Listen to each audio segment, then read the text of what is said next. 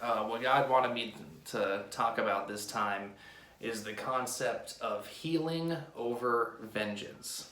Healing over vengeance. What do I mean by that? Well, most people who would resonate with my videos in the first place are already have an awareness of spirituality, of how we're all connected, how we live in a matrix or dream world, yada yada yada, right? And a lot of us have had to go through a lot of painful stuff to get here. A lot of painful stuff, some suffering, what have you.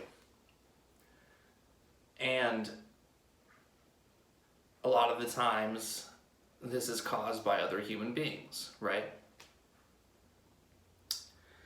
And in my own life, there have been plenty of narcissists that I've had to eventually cut off because they caused me so much harm, so much anguish. But as I continue along this journey, I come to really feel more and more like I don't want them to suffer for it. Like I don't want punishment. And people say like, well, you have to have accountability and blah blah blah, and they're gonna get it. I mean, the universe will take care of that. But nonetheless, I find myself truly, for all of my enemies in life, I just want them to find the love of God, the love of the universe within themselves too. And then they can heal and be better, and they'll be changed. They'll be different people, and you don't have to worry about it anymore. It's a difficult thing to hold, and if it doesn't resonate with you, I wouldn't say you're like a bad person or that it's wrong or anything like that.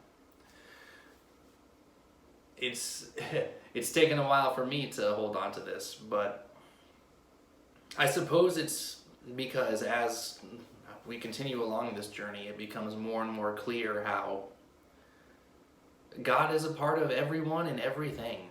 God is in every person, every animal, every leaf on a tree, every blade of grass, every grain of sand. God is in everything. And through that force of love, because God is effectively love incarnate, we're all connected.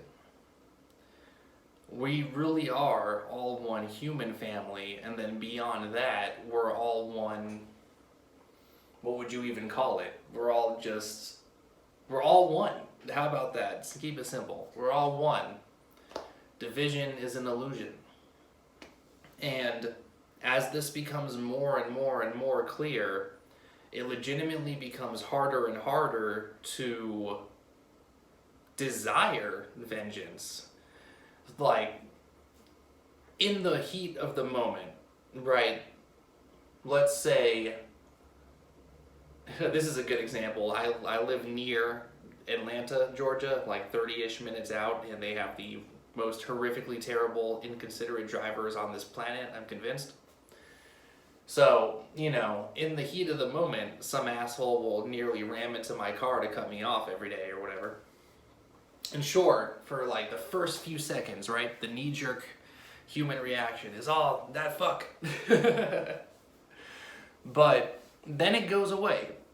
It goes away just as fast as it comes, and I don't know. I've just learned to, like, whether it's something basic like that or if it's someone you considered your best friend for 10 years fucking you over, whatever it is,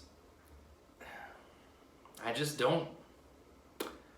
find myself not wanting vengeance anymore, not wanting punishment to even happen anymore. I just want them to learn and heal and be better. And I guess that's what I mean by healing over vengeance. To bring Phil Good back into this for just a moment, and this did resonate with me, and if it doesn't with you, that's fine. Always, real quick, always take what resonates and toss the rest for me or anybody. You know, we all have our own inner discernment, so you can navigate what's true for you and what's not. But anyway, what resonated for me was he said that a lot of us have been trying to effectively escape the matrix, right? We want to escape the cycle of reincarnation, and we want to ascend, or rather just go back to, because our physical bodies are ascending, but like we're already there, right? Anyway, to go back to our higher self, to ascend to our higher self, and just get the fuck out of this matrix. But he said that before that can truly happen, every being on this plane has to kind of get there. All the humans have to also get there. And my initial response to that was, we're all fucked. Because, you know, just to use an individual that's widely considered evil, let's take Joe Biden. Like a puppet, an obvious puppet, serves the satanic forces, or whatever you want to call them, right? He's not getting to where we are in this lifetime. Probably not, anyway. You know, I don't want to put anything on him. But regardless of that, the message still felt right, and it also still felt possible. Maybe not in this lifetime, right? Or the next. But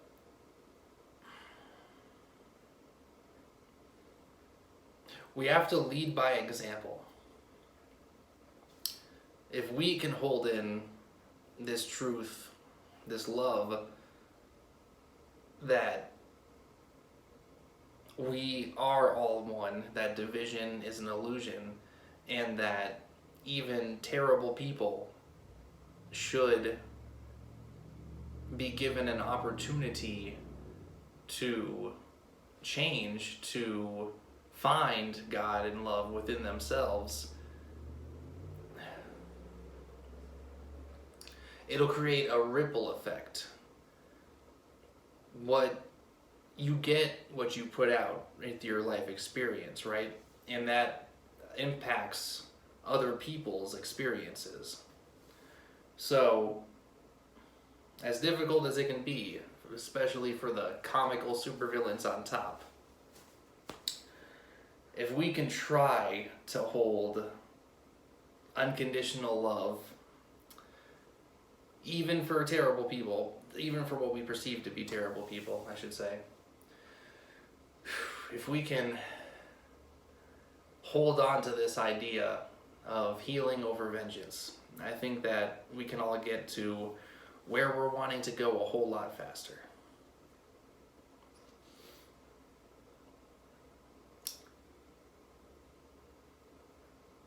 And I think that's it.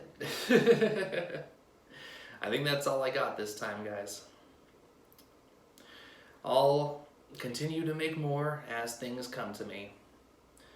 But what I say often is, you know, I'm no expert. I'll never claim to be the Jedi Master. I'm just figuring this shit out just as much as all of you. Just as much as anybody. But I do think it's awesome and important that we share what insights we get, because I know I wouldn't have ever gotten this far without all of you. And hopefully, same for you and other people. So, with that, I'll wrap this one up. Love you all. God loves you. And have yourself a great rest of your day.